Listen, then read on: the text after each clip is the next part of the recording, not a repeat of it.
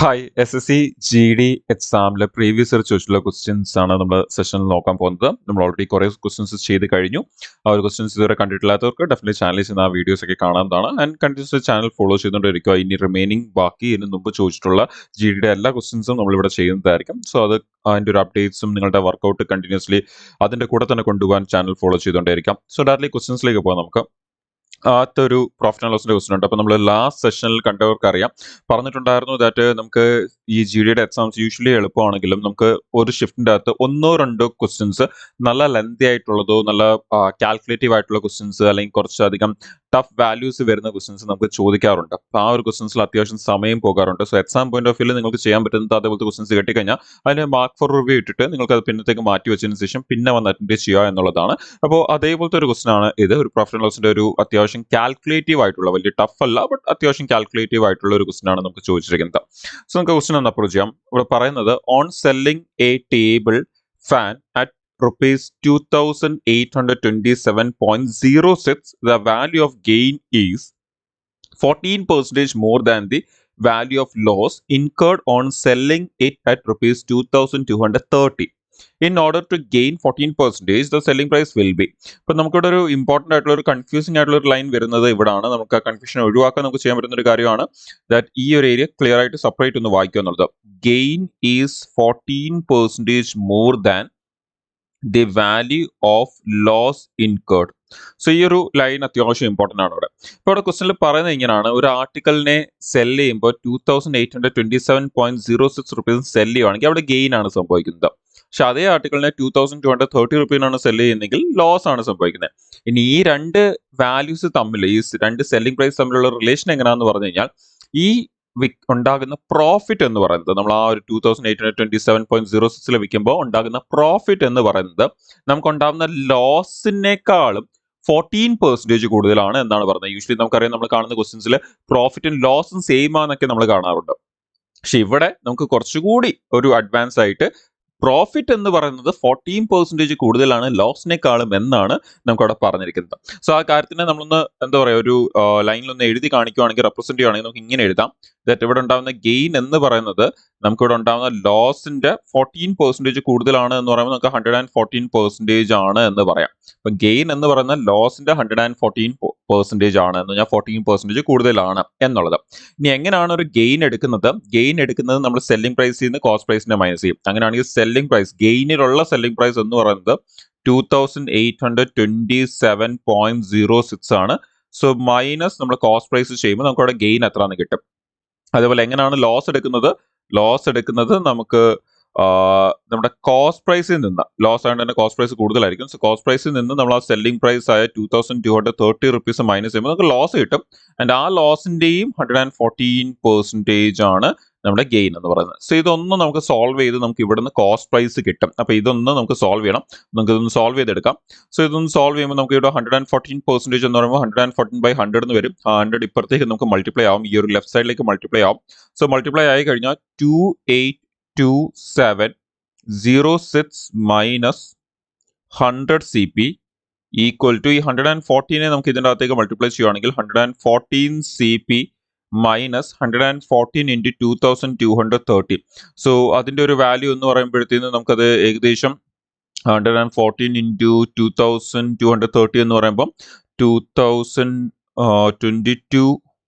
അപ്പോൾ ആ ഒരു വാല്യൂ എന്ന് പറയുന്നത് നമുക്ക് 223000 ആൻഡ് ദെൻ 10 വെച്ചെടുക്കുമ്പോൾ 22300 ആൻഡ് 4 വെച്ചെടുക്കുമ്പോൾ നമുക്ക് അതിൻ്റെ വാല്യൂ എന്ന് പറയുന്നത് 8920. സോ ഇതെല്ലാം കൂടി ഒന്ന് പ്ലസ് ചെയ്യുമ്പോഴത്തേനും നമുക്ക് അവിടെ നിന്ന് 0 2 9 + 3 2 10 14 4 1 5 2 254220 എന്ന് വരും.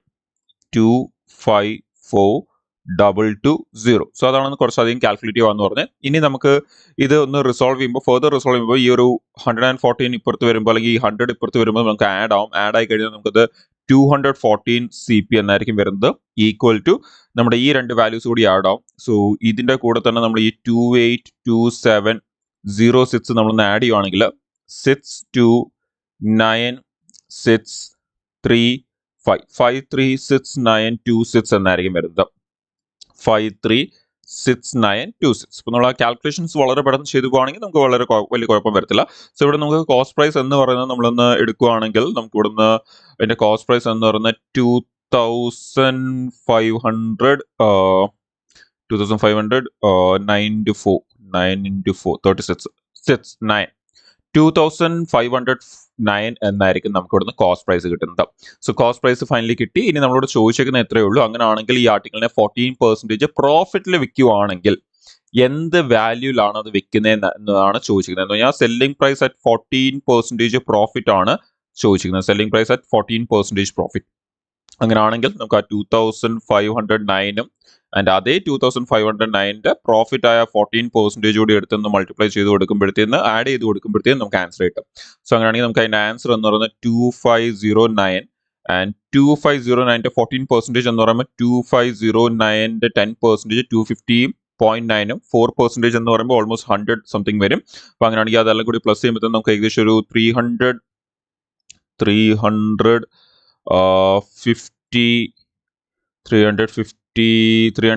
അപ്രോക്സിമേറ്റ്ലി 351 റേഞ്ച് വരും. സോ നമുക്ക് അപ്രോക്സിമേറ്റ്ലി എടുക്കാം, എക്സാക്ട്ലി എടുക്കേണ്ട ആവശ്യമില്ല. സോ അങ്ങനെയാണെങ്കിൽ 2500 300 പ്ലസ് ചെയ്യുമ്പോൾ 2800 ആൻഡ് 35 നമുക്ക് അവിടെ നിന്ന് 50 പ്ലസ് 60 എന്ന് വരും, 2860 എന്ന് വരും. അപ്പോൾ ഓപ്ഷനിലേക്ക് വരുമ്പോൾ ഓപ്ഷൻ സി ആണ് നമ്മുടെ ആൻസർ. നിങ്ങൾ കണ്ടു കാണും, ഒരുപാട് കാൽക്കുലേഷനും ഇല്ല, എന്നാൽ അത്യാവശ്യം നല്ല കാൽക്കുലേറ്റീവ് ആണ്, നല്ല വലിയ വാല്യൂസ് ആണ് വരുന്നത്, നല്ല റഫ് വാല്യൂസ് ആണ് തന്നിരുന്നത്. ചോദിച്ചിരുന്ന 14% ആണ്, വലിയ ഷോർട്ട് കട്ട് ഒന്നും ഇല്ലാത്തൊരു വാല്യൂ ആണ് 14% എന്ന് പറയുന്നത്. സോ അങ്ങനത്തെ ഒരു വാല്യൂ ആണ് നമുക്ക് ചോദിച്ചിരുന്നത്. ഓക്കെ, അപ്പോൾ ക്ലിയർ ആയി. നമുക്ക് ആൻസർ 2860 അപ്രോക്സിമേറ്റ്ലി ആൻസർ വരും. ക്ലിയർ. അപ്പോൾ എപ്പോഴും നമുക്ക് ഇതേപോലത്തെ ജിഡിയുടെ എക്സാംസ് വരുമ്പോൾ ഒരു ഷിഫ്റ്റിന്റെ അകത്തൊക്കെ നമുക്ക് 1-2 ക്വസ്റ്റൻസ് ഇതേപോലത്തെ നല്ല കാൽക്കുലേറ്റീവ് ക്വസ്റ്റൻസ് വരാറുണ്ട്. മോസ്റ്റ് ഓഫ് ദി കേസിലും അത് പ്രോഫിറ്റ് ആൻഡ് ലോസിൽ നിന്നാണ് വരുന്നത്. അപ്പോൾ ആ ഒരു ഏരിയ നല്ലപോലെ നോക്കിയിട്ട് പോവുക. ഇനി റിമൈനിങ് ക്വസ്റ്റൻസിലേക്ക് പോവാം. ഇനി റിമൈനിങ് ക്വസ്റ്റൻസ് കുറച്ചുകൂടി ലെന്തി ആണെങ്കിൽ പോലും, ലെന്തി ആക്കാൻ നോക്കിയിട്ടുണ്ടെങ്കിൽ പോലും എളുപ്പമുള്ള ക്വസ്റ്റൻസ് ആണ്. ഇനി ഇവിടെ പറയുന്നത് the ratio between the fourth proportion of 7, 5 and 3 to the third proportion of 7 and 13. അപ്പോൾ നേരത്തെ ഈ ഒരു സെഷൻസ് ഫോളോ ചെയ്തവർക്ക് അറിയായിരിക്കും, നമ്മൾ ഓൾറെഡി ഇതേപോലത്തെ ക്വസ്റ്റൻസ് വേറെയും ഷിഫ്റ്റിലും ചെയ്തിട്ടുണ്ട്. അപ്പോൾ ആദ്യം നമുക്ക് ആ ഫോർത്ത് പ്രൊപ്പോർഷനും കംപ്ലീറ്റ് ചെയ്യാം. അപ്പോൾ ഫോർത്ത് പ്രൊപ്പോർഷൻ എന്ന് പറയുമ്പോൾ അവിടെ തന്നേക്കുന്ന അനുസരിച്ചാണെങ്കിൽ 7:5 proportional to 3 that fourth proportion, അതിനെ നമുക്ക് എക്സ് എന്ന് എടുക്കാം എന്നുള്ളതാണ് ഉദ്ദേശിക്കുന്നത്. അങ്ങനെയാണെങ്കിൽ നമുക്ക് ഈ ഫോർത്ത് പ്രൊപ്പോർഷൻ കണ്ടുപിടിക്കണം. അപ്പോൾ ഇത് നമ്മൾ ഇവിടുന്ന് എടുക്കുമ്പോഴത്തേന് എക്സിന്റെ വാല്യൂ എന്ന് പറയുന്നത് 7 into 5 35 7 into 3 നമുക്ക് 35 അല്ല വരുന്നത്. നമുക്ക് അവിടുന്ന് അത് വളരെ പെട്ടെന്ന് എടുക്കാൻ വേണ്ടി നമ്മൾ ചെയ്യുന്ന രീതിയാണ് ഇങ്ങനെ. നമ്മൾ ഇത് രണ്ടും കൂടി മൾട്ടിപ്ലൈ ചെയ്യണം. ഇത് രണ്ടും കൂടി മൾട്ടിപ്ലൈ ചെയ്യുമ്പോഴത്തേന് 3 into 5 നമുക്ക് 15 എന്ന് വരും, ആൻഡ് ഡിവൈഡഡ് ബൈ നമുക്ക് ആ ഒരു 7 എന്ന് വരും. സോ നമുക്ക് ആ ഫോർത്ത് പ്രൊപ്പോർഷൻ എന്താണെന്നുള്ളത് കിട്ടി. ഇനി അടുത്ത പറയുന്നത് ഇതിന്റെ റേഷ്യോയും, ആൻഡ് ഇനി അടുത്ത ഇതിന്റെ റേഷ്യോ എടുക്കേണ്ടത് തേർഡ് പ്രൊപ്പോർഷന്റെ എടുക്കേണ്ടത്. തേർഡ് പ്രൊപ്പോർഷൻ എന്ന് പറയുമ്പോഴത്തേന് നമുക്ക് അവിടെ 7:13 proportional to 13 that third proportion, അതിനെ നമുക്ക് y എന്ന് എടുക്കാം, തേർഡ് പ്രൊപ്പോർഷൻ y. അപ്പൊ അങ്ങനെയാണെങ്കിൽ അഗെയിൻ നമ്മൾ ഇതിനെ നേരത്തെ എടുത്ത പോലെ തന്നെ ഒന്ന് എടുക്കുകയാണെങ്കിൽ, ഇതേപോലെ എടുക്കുകയാണെങ്കിൽ നമുക്ക് ഇവിടുന്ന് വൈയുടെ വാല്യൂ എന്ന് പറയുന്നത് 13 into 13 169/7 എന്ന് വരും. സോ ഇത് പെട്ടെന്ന് എങ്ങനെ എടുക്കുന്നതെന്ന് പറഞ്ഞാൽ നമ്മൾ ഇതേപോലെ പ്രൊപ്പോർഷനിൽ എഴുതിയതിനു ശേഷം അതിന്റെ എക്സ്ട്രീമിന്റെ പ്രൊഡക്റ്റും അതിന്റെ ഇടയ്ക്കുള്ള നടുക്കുള്ള രണ്ടെണ്ണം എന്ന് പറഞ്ഞാൽ മീനിന്റെ പ്രൊഡക്റ്റും സെയിം ആയിരിക്കും. നമ്മുടെ എക്സ്ട്രീം വാല്യൂസിന്റെ പ്രൊഡക്റ്റും നമ്മുടെ മീനിന്റെ വാല്യൂസിന്റെ പ്രൊഡക്റ്റും സെയിം ആയിരിക്കും. ഈ കൺസെപ്റ്റ് ഉപയോഗിച്ചുകൊണ്ടാണ് നമ്മൾ ഇതിനെ 7/5 = 3/x എന്നൊക്കെ എടുത്ത് ക്രോസ് ചെയ്യുന്നതിന് പകരം വളരെ പെട്ടെന്ന് ഇങ്ങനെ വരച്ചങ്ങ് എടുക്കുന്നത്. സോ ഇത് ഇമ്പോർട്ടന്റ് ആണ്, അറിഞ്ഞിരിക്കുക. നമ്മുടെ പ്രൊപ്പോർഷൻസ് വരുന്നൊരു വളരെ ഇമ്പോർട്ടന്റ് കൺസെപ്റ്റ് അല്ലെങ്കിൽ ഒരു ചെറിയ ട്രിക്കാണ് പെട്ടെന്ന് ഇത് എടുക്കാൻ വേണ്ടി. സോ അങ്ങനെയാണെങ്കിൽ ഇത് തമ്മിലുള്ള റേഷ്യോ ആണ് ചോദിച്ചിരിക്കുന്നത്. സോ ഇത് തമ്മിൽ നമ്മൾ റേഷ്യോ എടുക്കുകയാണെങ്കിൽ നിങ്ങൾക്ക് അവിടെ നിന്ന് കാണാൻ പറ്റും 15/7 169/7. സോ നമുക്ക് 7 7 ക്യാൻസൽ ആയിട്ട് ബാക്കി വരുന്ന 15:169 എന്നായിരിക്കും നമുക്ക് അവിടെ നിന്ന് ആൻസർ വരുന്നത്. 15:169. സോ ഓപ്ഷൻസിലേക്ക് പോകുമ്പോൾ ഓപ്ഷൻ ബി ആണ് നമ്മുടെ ആൻസർ. ക്ലിയർ. നെക്സ്റ്റ് ക്വസ്റ്റനിലേക്ക് പോകാം. അടുത്തതൊരു മെൻസുറേഷന്റെ ക്വസ്റ്റൻ ആണ്. മെൻസുറേഷനിലെ സിലിണ്ടറുമായിട്ട് റിലേറ്റ് ചെയ്യുന്ന ക്വസ്റ്റൻ ആണ് തന്നിരിക്കുന്നത്. ഈ cylindrical tank has a capacity of 5,632 meter cube. If the diameter of its base is 16 meter, find its depth. അപ്പോൾ നമുക്ക് അവിടെ ഒരു സിലിണ്ടറിന്റെ വോളിയം കമ്പയർ ചെയ്യാൻ വേണ്ടിയാണ് തന്നിരിക്കുന്നത്. അപ്പോൾ സിലിണ്ടറിന്റെ വോളിയം എന്ന് പറഞ്ഞാൽ നിങ്ങൾക്കറിയാം ആർ എന്ന് പറയുമ്പോൾ നമുക്ക് ഇവിടെ 16 ഡയമീറ്റർ എന്ന് പറഞ്ഞേക്കുവാണ്. അങ്ങനെയാണെങ്കിൽ റേഡിയസ് എന്ന് പറയുന്നത് 8 ആയിരിക്കും. സോ പൈ ആർ സ്ക്വയർ ആണ്. So 8 into 8 into H. Pi R square H ആണ് നമ്മുടെ വോളിയം ഓഫ് സിലിണ്ടർ എന്ന് പറയുന്നത്. പൈ ആർ സ്ക്വയർ എച്ച് ആണ് വോളിയം ഓഫ് സിലിണ്ടർ എന്ന് പറയുന്നത്. സോ അങ്ങനെയാണെങ്കിൽ pi R square H equal to നമുക്ക് ആ വോളിയം തന്നിട്ടുണ്ട് 5632. സോ നമുക്ക് ഇതൊന്ന് സോൾവ് ചെയ്ത് കഴിഞ്ഞാൽ നമുക്ക് ഇവിടെ നിന്ന് എച്ചിന്റെ വാല്യൂ കിട്ടും. സോ നമുക്ക് അത് വളരെ പെട്ടെന്ന് സോൾവ് ചെയ്യാം. ആദ്യം നമുക്ക് ഇതിനെ 11 വെച്ചൊന്ന് ക്യാൻസൽ ചെയ്യുകയാണെങ്കിൽ നമുക്ക് ഇവിടെ നിന്ന് അത് 512 എന്ന് വരും. 8 ഇൻറ്റു 8 64 ആണ്. ആൻഡ് 64 ഇൻറ്റു 8 ആണ് 512 എന്ന് പറയുന്നത്. ഇനി നമുക്ക് ഇവിടെ നിന്ന് ഈ 2ഉം 8ഉം ക്യാൻസൽ ചെയ്ത് നമുക്ക് ഇവിടെ നിന്ന് 4 എന്ന് വരും. ഈ 7 നമുക്ക് ആ 4ന്റെ കൂടെ മൾട്ടിപ്ലൈ ആയാൽ എച്ചിന്റെ വാല്യൂ എന്ന് പറയുന്നത് 4 ഇൻറ്റു 7 28 മീറ്റർ എന്ന് നമുക്ക് ആൻസർ വരും. സോ ഓപ്ഷൻസിലേക്ക് വരുമ്പോൾ ഓപ്ഷൻ എ 28 മീറ്റർ ആണ് answer.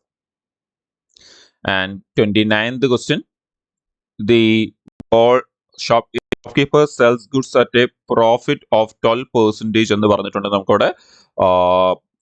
And uses a weight which is 15% less than the original weight എന്നാണ് പറയുന്നത്. അപ്പോൾ നമുക്ക് ഒരു ഡിസോണസ്റ്റ് സെല്ലറിന്റെ ക്വസ്റ്റ്യൻ ആണ്. Find the total profit percentage. എന്താ പറയുന്നത്, ഒരു ഷോപ്പ് കീപ്പർ ഒരു ആർട്ടിക്കിളിനെ വിൽക്കുന്നത് 12% പ്രോഫിറ്റിലാണ് വിൽക്കുന്നത്. പക്ഷെ ആൾ ആ സാധനം വിൽക്കുമ്പോൾ 15% വെയിറ്റ് കുറച്ചാണ് കൊടുക്കുന്നതെന്ന് പറയുന്നുണ്ട്. അങ്ങനെയാണെങ്കിൽ രണ്ട് രീതിയിലാണ് ചീറ്റ് ചെയ്തുകൊണ്ടിരിക്കുന്നത്. ഒന്ന് വില കൂട്ടി വിൽക്കുന്നുണ്ട് എന്ന് പറഞ്ഞാൽ 12% പ്രോഫിറ്റിൽ വിൽക്കുന്നുണ്ട്. അതുകൂടാതെ കൊടുക്കാവുന്നത് 15% വില കുറച്ച് വെയിറ്റ് കുറച്ചാണ് കൊടുക്കുന്നത്. അങ്ങനെയാണെങ്കിൽ നമുക്ക് പെട്ടെന്ന് എങ്ങനെ എടുക്കാം? പെട്ടെന്ന് എടുക്കാൻ വേണ്ടി ലൈക്ക് ആളുടെ കയ്യിൽ നിന്ന് കോസ്റ്റ് ആകുന്ന എത്ര എന്നുള്ളതും ആളിവിടെ സെല്ല് ചെയ്യുന്നത് എത്ര എന്നുള്ളത് കൂടി നമുക്ക് കമ്പയർ ചെയ്യാം. ആളുടെ കയ്യിൽ നിന്ന് ആദ്യമേ കോസ്റ്റ് ആവുന്ന ഒരു ആംഗിൾ നോക്കിക്കഴിഞ്ഞാൽ ആള് ആദ്യമേ 100 രൂപയുടെ സാധനത്തിനെ വിൽക്കുന്നത് 112 രൂപയ്ക്കാണ് വിൽക്കുന്നത്.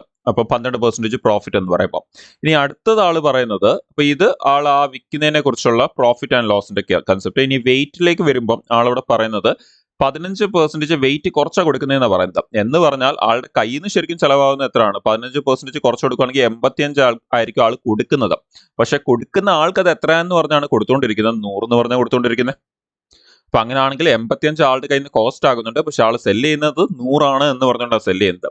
അങ്ങനെയാണെങ്കിൽ ഇത് തമ്മിലുള്ള റേഷ്യോ എടുത്ത് നമുക്ക് വളരെ പെട്ടെന്ന് ആൻസർ എടുക്കാൻ പറ്റും. സോ ഇവിടെ നമുക്ക് ഇതിന്റെ റേഷ്യോ ഒന്ന് എടുക്കുകയാണെങ്കിൽ 100 ക്യാൻസൽ ആവും. നമുക്ക് ഈ 85ഉം 112ഉം ക്യാൻസൽ ചെയ്യാൻ പറ്റത്തില്ല എന്ന് തോന്നുന്നു. സോ അങ്ങനെയാണെങ്കിൽ നമുക്ക് ഇത് ഇനി അതേപോലെ തന്നെ എടുക്കാം. സോ ഇവിടെ നമുക്ക് ഈ ഒരു 85ഉം 112ന്റെയും തമ്മിലുള്ള ഡിഫറൻസ് നോക്കുകയാണെങ്കിൽ നമുക്ക് എത്ര പ്രോഫിറ്റ് ആണ് ഉണ്ടാവുന്നതെന്ന് മനസ്സിലാവും. സോ ഇവിടെ നിന്ന് നമുക്ക് 15ഉം 12 27 ആണ് ആളുടെ പ്രോഫിറ്റ് ഇവിടുത്തെ വാല്യൂ വെച്ച് നോക്കുമ്പോൾ. അങ്ങനെയാണെങ്കിൽ ശരിക്കുള്ള ആളുടെ പ്രോഫിറ്റ് പെർസെൻറ്റേജ് എത്രയാണെന്ന് നോക്കിക്കഴിഞ്ഞാൽ 27 ആണ് പ്രോഫിറ്റ്. ആൻഡ് കോസ്റ്റ് പ്രൈസ് എന്ന് പറയുന്നത് അല്ലെങ്കിൽ ആൾക്ക് കോസ്റ്റ് ആവുന്നത് 85, പിന്നെ പെർസെൻറ്റേജ് ആയിട്ട് ഇൻറ്റു 100. സോ അങ്ങനെയാണെങ്കിൽ നമുക്ക് ഇവിടെ ഇത് 17 എന്ന് വരും. അതെ, ഇവിടെ നമുക്ക് ഇത് 20 എന്ന് വരും. സോ 2 ഇൻറ്റു 27 54 എന്ന് വരും. സോ 540/17 എന്ന് വരും. സോ ഇനി നമുക്കതൊന്ന് റഫായിട്ട് ഡിവൈഡ് ചെയ്യുകയാണെങ്കിൽ 51 എന്ന് പറയുമ്പോൾ 17 ഇൻറ്റു 3 ആണ്. So 3 times. സോ 3 എന്നുള്ള ഓപ്ഷൻസ് എത്ര എണ്ണം ഉണ്ട്? 2 എണ്ണം ഉണ്ട്. സോ ഓപ്ഷൻസ് പാരലായിട്ട് നോക്കിക്കൊണ്ടേ ഇരിക്കുക. അതിനുശേഷം പിന്നെ റിമൈൻഡർ എന്ന് പറയുന്ന 3 34 എന്ന് പറയുമ്പോൾ 51 then 30ന്റെ അകത്ത് 17 എത്ര വട്ടം പോകും? ഒരു വട്ടം പോകും. അങ്ങനെയാണെങ്കിൽ 31 പോയിന്റ് സംതിങ് ആണ് ആൻസർ. ഓപ്ഷനിലേക്ക് വരുമ്പോൾ 31 ഒരു ഓപ്ഷനേ ഉള്ളൂ. സോ 31.76 ആണ് നമ്മുടെ ആൻസർ എന്ന് പറയുന്നത് ഓപ്ഷൻ കൂടി യൂസ് ചെയ്യുമ്പോൾ. നോക്കിയാൽ വളരെ ഇമ്പോർട്ടൻറ്റ് ക്വസ്റ്റൻ ആണ്. ഇതുപോലത്തെ ഒരുപാട് ക്വസ്റ്റ്യൻ ഇതിന് മുമ്പ് നമ്മൾ ജിഡിയുടെ ക്വസ്റ്റ്യൻസിനകത്ത് ചെയ്തിട്ടുണ്ട്, സിജിഎൽന്റെ ക്വസ്റ്റ്യൻ്റെ അകത്ത് ചെയ്തിട്ടുണ്ട്. അപ്പോൾ നിങ്ങൾക്ക് നേരത്തെ സെഷൻ ചെയ്ത് കണ്ടിട്ടുള്ളവരാണെങ്കിൽ നിങ്ങൾക്ക് അറിയായിരിക്കും ഈ ഒരു ക്വസ്റ്റ്യൻസ് നമ്മൾ ഇതിന് മുമ്പും ചെയ്തിട്ടുണ്ട്. ആൻഡ് ഈ ഒരു സെഷനിലെ ലാസ്റ്റ് ക്വസ്റ്റിനിലേക്ക് പോകാം. വളരെ പെട്ടെന്ന് നമുക്ക് ഇതൊന്നും എടുക്കാം. നമുക്കവിടെ A:B തന്നിട്ടുണ്ട്, B:C തന്നിട്ടുണ്ട്. സാധാരണ ഈ ക്വസ്റ്റിനെ എല്ലാവരും ചെയ്യുന്നത് A:B:C കണ്ടുപിടിച്ചതിന് ശേഷമാണ് ഇതെല്ലാവരും ചെയ്യുന്നത്. അങ്ങനെയാണ് ചെയ്യേണ്ടത്. പക്ഷെ ഇവിടെ നമുക്ക് പെട്ടെന്ന് എടുക്കാൻ പറ്റും. എങ്ങനെയെന്ന് പറഞ്ഞാൽ നമുക്ക് ഇവിടുത്തെ ബിയുടെ കോമൺ ടേമിന്റെ വാല്യൂ നോക്കിക്കഴിഞ്ഞാൽ ഇവിടുത്തെ ബിയുടെ വാല്യൂ എന്ന് പറയുന്നത് രണ്ടിലും കൊടുത്തേക്കുന്ന വാല്യൂ എന്ത് തന്നെയാണ്? 6 തന്നെയാണ് കൊടുത്തേക്കുന്നത്. അങ്ങനെയാണെങ്കിൽ നമുക്ക് ഡയറക്ട്ലി A:B:C നമുക്ക് 5:6:7 എടുക്കാം. ഇനി വളരെ പെട്ടെന്ന് ആൻസർ എഴുതാൻ വേണ്ടി നമുക്ക് ചെയ്യേണ്ട ഇത്രയേ ഉള്ളൂ. A+B എന്ന് പറയുമ്പോൾ ഈ തന്നിരിക്കുന്ന രണ്ടും കൂടി പ്ലസ് ചെയ്യാം. എന്ന് പറയുമ്പോൾ 5ഉം 6ഉം കൂടി പ്ലസ് ചെയ്യുമ്പോൾ 11 വരും. അപ്പോൾ 11 തുടങ്ങുന്ന എത്ര എണ്ണം ഉണ്ട്? 2 എണ്ണം ഉണ്ട്. സോ അങ്ങനെയാണെങ്കിൽ ആദ്യത്തതും അവസാനത്തെ അല്ല ആൻസർ. ഇനി അടുത്ത B+C എന്ന് പറയുമ്പോൾ നമുക്ക് ഇവിടുന്ന് ഈ തന്നേക്കുന്ന ബിയും സിയും കൂടി അങ്ങ് പ്ലസ് ചെയ്താൽ മതി. അതെന്ന് പറയുന്നത് നമുക്ക് 6ഉം 7ഉം കൂടി പ്ലസ് ചെയ്യുമ്പോൾ എത്ര വരും? നമുക്ക് 13 എന്ന് വരും. സോ 11:13. അപ്പൊ 13 എന്ന് പറയുന്ന ഇത് രണ്ടെണ്ണത്തിൽ നടുക്കത്തെ വാല്യൂ ഏതാണ്? 13 വരുന്നത്. ഒന്നും ചെക്ക് ചെയ്താൽ മതി. സോ ഓപ്ഷൻ ബി ആണ് നമ്മുടെ ആൻസർ. പിന്നെ നിങ്ങൾക്ക് വേണമെങ്കിൽ C+Aയും ചെക്ക് ചെയ്യാം. C+A എന്ന് പറയുമ്പോൾ നിങ്ങൾക്ക് ഈ 5ഉം 7ഉം കൂടി പ്ലസ് ചെയ്യുമ്പോൾ നിങ്ങൾക്ക് ഇവിടുന്ന് 12 എന്ന് വരും. സോ അതും കറക്റ്റ് ആയിട്ട് 12 തന്നെ വരുന്നുണ്ട്. സോ അതാണ് നമ്മുടെ ആൻസർ.